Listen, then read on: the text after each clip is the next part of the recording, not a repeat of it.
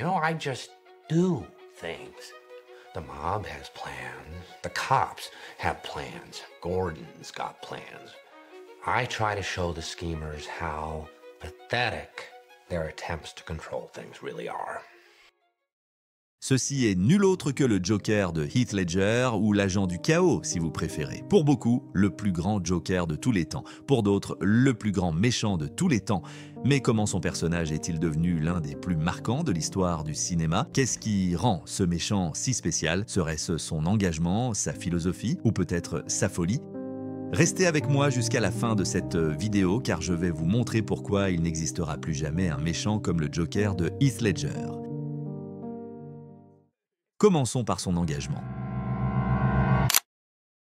En juillet 2006, une nouvelle a fait scandale à Hollywood, une annonce de casting qui a créé la polémique dans toute l'industrie. Heath Ledger était confirmé dans le rôle du Joker dans le deuxième film de la saga Batman de Christopher Nolan. Cette annonce a surpris beaucoup de monde et comme toujours, les critiques n'ont pas été tendres. Ils ont affirmé que l'acteur, qui jouait jusque-là dans des comédies romantiques et venait tout juste de commencer à tourner des films plus sérieux comme Le secret de Brokeback Mountain, n'était pas capable de livrer l'interprétation intense que le personnage exigeait. Un critique silencieux est vraiment un poète. En réalité, dès que sa présence dans le deuxième film de la franchise a été confirmée, Ledger a tout fait pour incarner le clown du crime.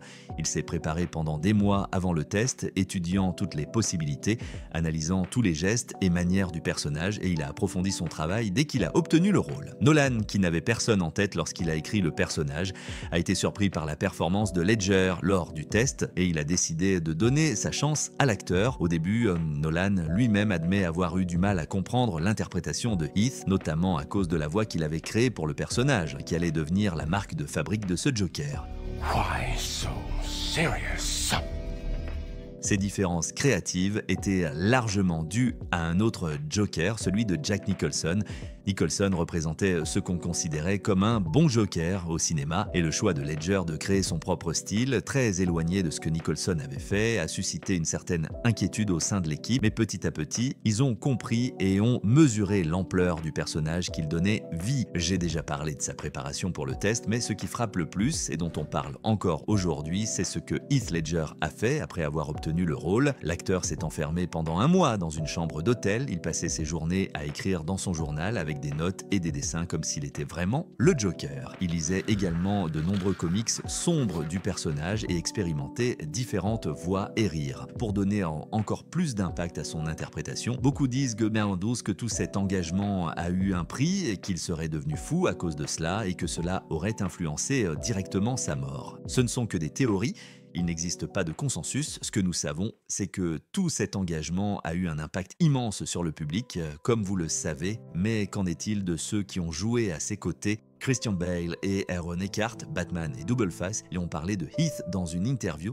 Heath Ledger, who, oh my God, you know, what a performance, what a pleasure to have gotten to work with him and just to see him, you know, and how much he put himself into the Joker. And I was watching it going, yeah, this is absolutely fantastic. What was Heath Ledger like to work with? Fantastic. My one experience with Heath, our scene together in the hospital bed, which was really my only scene with him, and got in the bed and they were lighting and Chris was walking around and doing things, and then Heath came around and Heath was always in character. So he would come around and, you know, be talking to himself in the corner, like this. And then we'd watch him and then he'd start saying his lines and I would watch him, boom, watch him come around the bed like this. And then all of a sudden my hand would go up like this, and he caught my hand. And we walked out back to our trailers, and Heath was here, and I was walking, and he puts his hand on my shoulder, and he goes, "That's what acting's all about." Cet engagement est visible dans des scènes qui restent des références aujourd'hui. L'interrogatoire célèbre avec Batman, le moment à l'hôpital, ses répliques marquantes comme « Why so serious? » à ses improvisations, comme dans la scène où l'hôpital est explosé et qu'il frappe sur le détonateur parce qu'il avait appuyé sur le bouton trop tôt, ou les applaudissements classiques qui sont devenus un mème montrent la maîtrise incroyable de son personnage et toujours la manière exacte dont le Joker réagirait dans ces situations. Personne ne volait la vedette plus que le Joker. Il apparaît et devient le personnage principal, le plus important. Ses discours sont cités, ses répliques sont des références et ses actions, complètement chaotiques. Cet engagement a révolutionné des films de super-héros et a valu à l'acteur un Oscar du meilleur second rôle. Au début, certains craignaient d'être comparés à Jack Nicholson ou de ne pas être à la hauteur, mais soyez sûrs qu'ils ont non seulement réussi, mais sont allés encore plus loin. Très bien, vous connaissez maintenant son engagement et ce qu'il a dû faire pour atteindre cette performance exceptionnelle, mais est-ce que cela suffit pour définir le Joker? Est-ce pour cela qu'il n'y aura jamais un méchant comme lui? Quelle philosophie possède-t-il qui le distingue de tout autre méchant dans l'histoire? Le Joker a toujours montré combien il trouvait pathétique la manière dont la société se comporte, combien la bonté et l'honnêteté sont toujours à un pas de la malveillance et de la corruption. Il suffit d'une mauvaise journée, la ligne entre ces deux côtés est très mince, et un agent du chaos comme lui sait très bien renverser ses principes. Le Joker remet constamment en question le fonctionnement du système avec ses lois, ses règles, ses plans pour contrôler les masses. Il dit lui-même dans la scène de l'hôpital: je ne fais pas de plans, les flics font des plans, la mafia fait des plans, des combines pour contrôler leur petit monde. J'essaie de montrer à ceux qui suivent des plans à quel point leurs tentatives pour tout contrôler sont ridicules. Dans cette scène, on voit également le personnage condamner la manière dont nous pensons être en sécurité dans des systèmes complètement défaillants, même exposés à des conditions précaires, simplement parce que nous croyons que tout fait partie du plan. Mais dès que quelque chose échappe au contrôle, la société s'effondre, les gouvernements tombent et les valeurs morales sont mises à l'épreuve, même si, d'une certaine manière, nous vivons déjà dans le chaos, nous n'avons qu'une fausse sensation de pouvoir et de contrôle selon ce qu'on nous transmet. Ce n'est pas une coïncidence ou un hasard si le Joker de Heath Ledger n'a ni nom ni identité, il ne se voit pas comme faisant partie du système ni des croyances auxquelles nous croyons, il est une idée, même si pour certains sa définition est plus simple, comme le dit Alfred, certains hommes veulent juste voir le cirque brûler. Et oui, d'une certaine manière, il le veut vraiment, mais il n'est pas le seul à vouloir l'anarchie comme solution aux problèmes de la société. Il y a un autre film qui explore cela. Dans Fight Club, la critique de Tyler contre le consumérisme effréné montre une société complètement détruite, que ce soit par ses idéaux ou par sa fausse sensation d'identité. C'est tellement évident que le nom du protagoniste n'est même pas mentionné dans l'intrigue. Il vit dans une société qui a complètement retiré sa propre conscience de lui-même. Cela signifie-t-il que le narrateur de Fight Club et le Joker sont identiques, ou que son alter ego Tyler, qui cherche également l'anarchie, partage les mêmes idéaux? Eh bien, pas nécessairement. Le Joker ne se soucie vraiment pas des biens matériels ou de l'argent. Il ne peut pas et ne veut pas être acheté. Cette scène le montre clairement. Everything burns. Mais il existe une grande différence entre ces personnages. Tyler veut le chaos comme moyen de rupture avec le système pour créer un nouvel ordre, une nouvelle société, loin du consumérisme bon marché et des fausses identités. Le Joker, lui, veut le chaos pour le simple plaisir du chaos. Il veut montrer ce qu'il croit être la véritable nature humaine, la malveillance à l'état pur, sans aucune contrainte sociale ni règles imposées. Tyler cherche le chaos comme reconstruction, le Joker comme destruction. Le clown voit les choses comme le décrit Hobbes dans le Léviathan, où sa phrase la plus célèbre reste « L'homme est un loup pour l'homme ». Cela signifie que l'homme est lui-même l'animal capable de nuire, de se détruire et de nuire aux autres autour de lui. Thomas Hobbes, lorsqu'il évalue la nature humaine, ne voit pas la pure bonté, mais une malveillance qui, si elle n'est pas régulée par des lois ou des institutions, peut mener au chaos. Quelque chose vous semble familier, cette croyance est mise à l'épreuve à la fin du film avec deux groupes sur deux navires, deux bombes et deux détonateurs.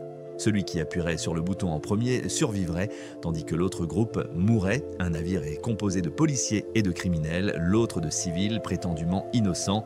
La morale est confrontée à un dilemme, mais peu importe qui appuie sur la bombe, aucun innocent ne survivra. D'un côté, certains pensent que l'autre navire contient des criminels qui ont déjà commis des actes mauvais, donc ce serait moins mal s'ils ne survivaient pas. D'un autre côté, des policiers sont également présents, ils ont des familles, et même les criminels ont l'opportunité de réfléchir. Ils voudront probablement nous condamner, alors pourquoi ne pas appuyer en premier? La philosophie du Joker pousse les civils à la limite de la conscience humaine et de l'instinct de survie. Dans le film, aucun des deux groupes n'appuie sur le bouton et les deux navires ne sont pas détruits. Cela illustre parfaitement ce en quoi croit le Joker, la malveillance pure poussée à l'extrême par l'instinct de survie.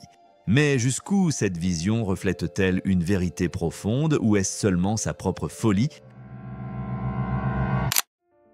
Les méchants au cinéma peuvent être représentés de multiples façons, certains ambitieux, avec des plans de domination de masse, d'autres cherchant vengeance, et il y a ceux qui veulent simplement que la folie règne, sans ordre ni contrôle. Il existe plusieurs Jokers au cinéma. Dans les années 60, le Joker était davantage un soulagement comique qu'une menace. Celui de Jack Nicholson était un mélange des deux, théâtral, mais avec un côté psychopathe et sombre, très dans le style de Tim Burton. Le Joker de Joaquin Phoenix est le plus humain. Son personnage révèle une profondeur psychologique, poussée à ses limites jusqu'à ses crises, et son apogée le transformant en Joker. Celui de Jared Leto. Eh bien, passons maintenant Heath Ledger. Son Joker a une philosophie claire de destruction, est en partie critique de la société, avec des discours qui ont du sens, mais reflète aussi sa propre personnalité. Son personnage est sombre, parfois drôle dans certaines scènes.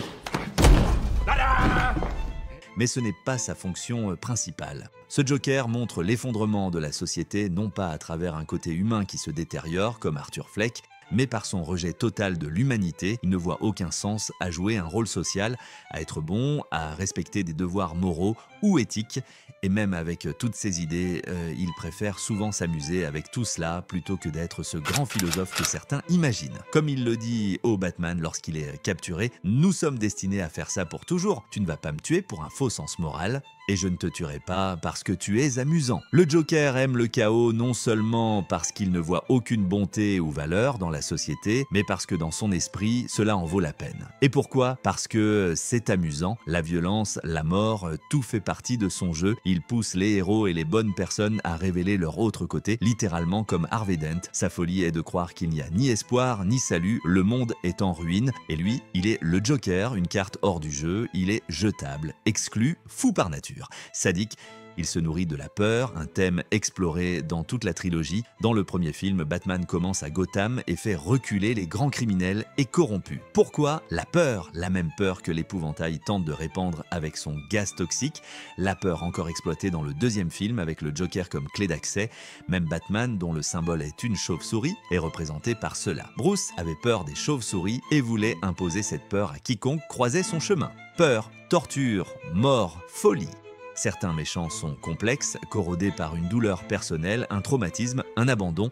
On pourrait dire que quelque chose de similaire a pu arriver à ce Joker, mais ce n'est pas essentiel. Peut-être agit-il par haine de quelque chose qui lui est arrivé, ou ses pensées sont alimentées par une violence qu'il trouve en lui-même. Psychologiquement, cela peut avoir du sens, mais le Joker du Cavalier de l'Ombre ne se soucie que des balles et des barils d'essence. Justifier sa philosophie à travers ses actes totalement immoraux et anti-humains serait justifier l'impossible, et c'est ce qui le rend unique parmi tous les autres personnages et méchants. Il sème le chaos, plante la peur, renverse les principes moraux, questionne l'éthique humaine, transforme tout ce qu'il touche en apocalypse à l'extérieur comme à l'intérieur. Son personnage domine chaque scène, chaque espace grâce à son engagement, sa philosophie chaotique et sa folie qui font vraiment le spectacle. Ses expressions contaminent l'environnement, ses dialogues sont profonds et avant tout questionnement. Mettons un sourire sur ce visage, car c'est l'heure du show. Nous pouvons encore avoir de grands méchants au cinéma qui défient l'ordre naturel, mais en termes de complexité et de maîtrise, personne ne montre comme le Joker ce qu'est le mal et comment réveiller cette malveillance en nous. Ce n'est pas pour rien qu'il est considéré par beaucoup comme le plus grand méchant de tous les temps, simplement parce qu'il n'y aura jamais un autre méchant comme lui. Heath Ledger in The Dark Knight.